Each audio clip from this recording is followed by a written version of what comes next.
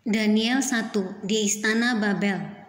Pada tahun yang ketiga pemerintahan Yoyakim Raja Yehuda, datanglah Nebukadnezar Raja Babel ke Yerusalem, lalu mengepung kota itu. Tuhan menyerahkan Yoyakim Raja Yehuda dan sebagian dari perkakas-perkakas di rumah Allah ke dalam tangannya. Semuanya itu dibawanya ke tanah Sinear, ke dalam rumah dewanya. Perkakas-perkakas itu dibawanya ke dalam perbendaharaan dewanya. Lalu raja bertitah kepada Aspenas, kepala istananya, untuk membawa beberapa orang Israel yang berasal dari keturunan raja dan dari kaum bangsawan, yakni orang-orang muda yang tidak ada sesuatu cela, yang berperawakan baik, yang memahami berbagai-bagai hikmat, berpengetahuan banyak, dan yang mempunyai pengertian tentang ilmu, yakni orang-orang yang cakap untuk bekerja dalam istana raja, supaya mereka diajarkan tulisan dan bahasa orang Kasdim.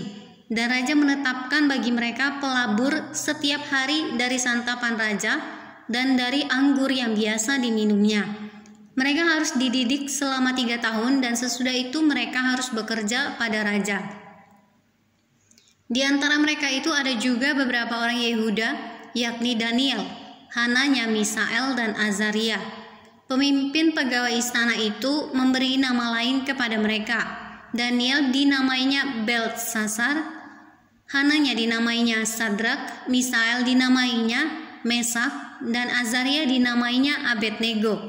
Daniel berketetapan untuk tidak menajiskan dirinya dengan santapan raja dan dengan anggur yang biasa diminum raja. Dimintanyalah kepada pemimpin pegawai istana itu supaya ia tak usah menajiskan dirinya. Maka Allah mengaruniakan kepada Daniel kasih dan sayang dari pemimpin pegawai istana itu.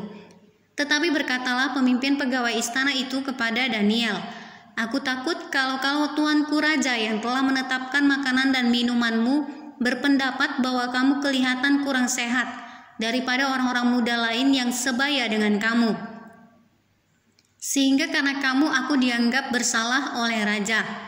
Kemudian berkatalah Daniel kepada penjenang yang telah diangkat oleh pemimpin pegawai istana untuk mengawasi Daniel, Hananya, Misael, dan Azaria, "Adakanlah percobaan dengan hamba-hambamu ini selama 10 hari, dan biarlah kami diberikan sayur untuk dimakan dan air untuk diminum.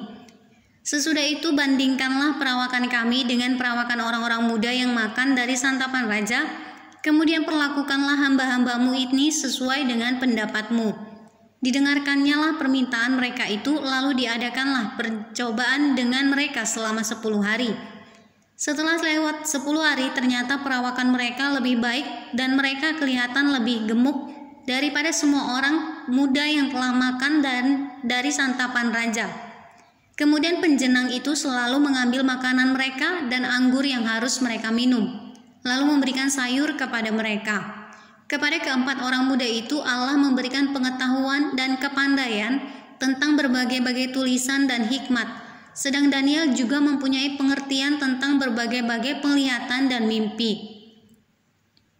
Setelah lewat waktu yang ditetapkan raja bahwa mereka sekalian harus dibawa menghadap, maka dibawalah mereka oleh pemimpin pegawai istana itu ke hadapan Nebukadnezar. Raja bercakap-cakap dengan mereka, dan di antara mereka sekalian itu tidak didapati yang setara dengan Daniel, Hananya, Misael, dan Azaria. Maka bekerjalah mereka itu pada raja dalam tiap-tiap hal yang memerlukan kebijaksanaan dan pengertian. Yang ditanyakan raja kepada mereka, didapatinya bahwa mereka 10 kali lebih cerdas daripada semua orang berilmu dan semua ahli jampi di seluruh kerajaannya. Daniel ada di sana sampai tahun pertama pemerintahan Kores.